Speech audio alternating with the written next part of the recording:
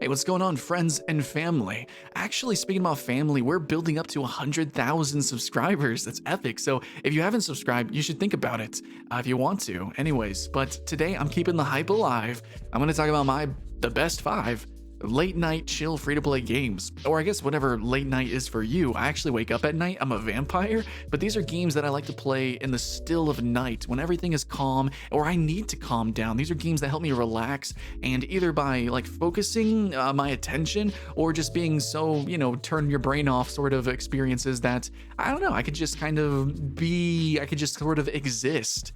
Sometimes you just need to be doing something. You just need a distraction, and that's kind of what these games are. They're free online games that are just really good distractions. I'm not always someone to promote that sort of mentality. I really like hardcore competitive gaming, and some of these games actually can be competitive, but in the end, I just want to experience something, go to another world, and kind of forget about this one a little bit. And I think a lot of you guys, especially for this year, might need that. So if you need some stress relievers and some free online games, here's my list.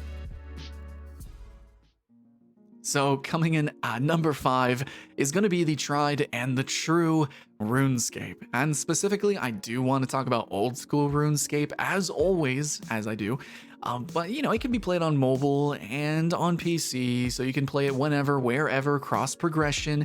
It's just a simple point and click game, but the stakes can get pretty high. I mean, if you die, you do lose your stuff. But the game is such a fun story to experience in terms of the questing. The quests are the best in any MMO, and it feels like you're playing like a comic book almost. And it's very self-aware. It's kind of Deadpoolish in that sense, and it's genuinely just funny. It's a comic MMO that's set in like a fantasy medieval European kind of setting. Whatever. It feels like a diorama, or at least that's kind of what I tell myself when I look at the graphics. But if you want a more pleasing experience on your eyeballs, there is RuneScape 3. It is a little bit more perforated by microtransactions, and it does actually play a little bit differently.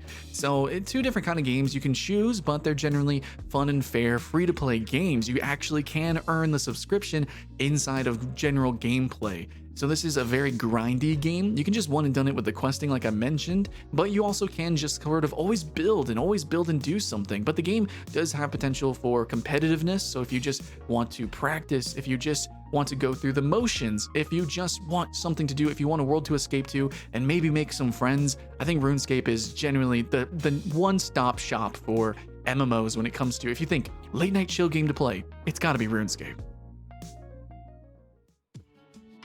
Next here, number 4 is a brand new game from Riot, and that's Teamfight Tactics. Yeah, for a while, actually, me personally, I actually really enjoy playing hyper-competitive games to relax. Again, it is that little bit of attention, or the forced attention that, competitive gaming's do to you that kind of lets you forget about everything else. So I love battle royales and MOBAs like League of Legends, but Teamfight Tactics is kind of like a really interesting case where I do need to think. I do need to math out some things and plan out, what are the odds of this happening? What are the odds of that happening? But it's like the pace is so elongated, like matches last kind of a long time. And everything kind of happens somewhat automatically. It's not a real-time game, but it is a competitive game. And I could have put so many different CCG on here because CCG are so great at that, where it's like you do gotta use some of your brain, but at the same time, it's not like there's this weird, intense, stress or anxiety that's built up from playing. It's just genuinely fun to always go another round. And while some people can play these games while doing other things. So I really think Teamfight Tactics is a must-have here. I haven't played this as much uniquely because I've actually been spreading my attention across auto chess and Dota Underlords, but I think Teamfight Tactics is actually the winner of this whole new blossoming auto chess genre, and I definitely implore that you guys check it out. If you haven't played any of them, Teamfight Tactics is definitely the one to jam to. But if you don't know how it works, basically it's just like you draw random units and then you throw them down and you try to upgrade them, and you have to kind of learn their AI and the pros and cons of throwing them down because they're going to fight for themselves. And the game, don't worry, the game isn't all luck. It's like poker or it's like a battle royale. You can gamify the luck. There is a competitive sense to the game, but overall, it's kind of just fun to test out, to tease out and experiment what you can do. And at the same time, without that real-time struggle and anxiety that comes with MOBAs.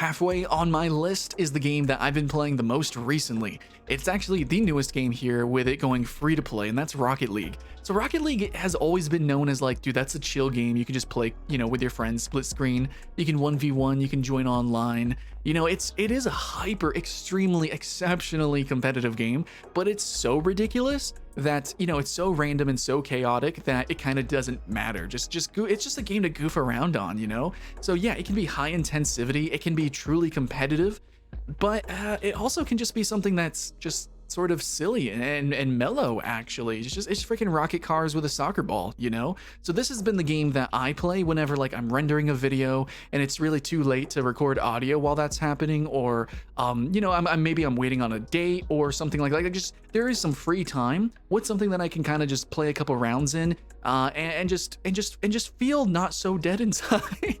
And that's Rocket League. I think it's a really pure game. It's genuinely fun. Now it did move since it went free to play to the Epic Game Store, but it's still Rocket League, and it's still genuinely a great, awesome game for a number of different experiences, from parties to competitive to obviously late night and chill. And next up, number 2 is probably the game that I played the most, specifically as my late night grinder type of game. That's Warframe. Actually, I just recently put it in that list of grinder games. Warframe, obviously, we know is a game that just kind of never ends. The grind is infinite. There's always something to do. And I always champion, and I always have to say this phrase exactly when talking about Warframe, but it is the most fantastic power fantasy game out there. So even though you can move ridiculous speeds and you can blow up entire maps instantly, or you could do this or that. You can do everything in this game. You're like a god. I know it's ninjas in space, but you're a god. Let's admit it. Actually, the game is so action-packed and you are so overpowered in ways that it kind of helps to turn your brain off. Like if you've ever played a Warriors style game or other action RPG, something like Diablo, you do know that there is sort of a flow and feeling to, yeah, there's a lot of action on the screen, but it's not always so anxious. It's not always so desperate. Warframe also, what helps with the late night chill kind of vibe is that, there is always something to build on. The RPG mechanics, you always have something to unlock. So it's always like a safe game to come back to, especially with all the radical new updates that they always do. And then on top of all that, really just kind of the peanut butter to the jelly sandwich. It's gonna be the vibe. It's just the ambience, the kind of the soft horror that it has. Really, it's actually like sci-fi horror, and it's just kind of, dark and brooding in ways. And this game really shouldn't be this popular with as niche of an art style and aesthetic that it has, but it fits so well with so many people who just want to, after work, the sun setting, let's chill and play some weird sci-fi ninjas in space game. That's what it's all about, baby. Now friends, my number 1 best late night chill free-to-play game is Genshin Impact. And for a lot of reasons why I celebrated the other games on this list, Genshin Impact really has all of those notes as well. Genshin, though, isn't a competitive game. However, because of the RPG mechanics, you're always gathering, you're always getting stronger, you're always doing better. And even though the game isn't too terribly difficult, it's not exactly Dark Souls, there is always that sense of progression, and I can be faster, I can be more efficient, I can do this and that. And so the game kind of teaches you how to play itself very easily. Even for someone reluctant like me, I kind of just wanted to explore, I just wanted to play the open world, and I've been doing that on the streams. You might have seen my early morning, like 3 a.m. to 6 a.m. and weird hour streams where I'm just chilling, and I'm just having fun. But even then, actually, it's really cool to turn your brain off, like again, Warframe, where you just go and grind, or you can go and just do the questing, or you can, just explore like I've been doing. And yeah, the game isn't that big, and no, it's not that wide or vast. And the gacha is dubious, but at the same time, it does allow you to have lots of different characters that let you play in different ways. And I think that's really cool. You kind of, it's kind of fun to number crunch like Teamfight Tactics, right? You just get into the math and you just kind of chill. You're like, okay, let's calm down. We're not just running into waves of monsters.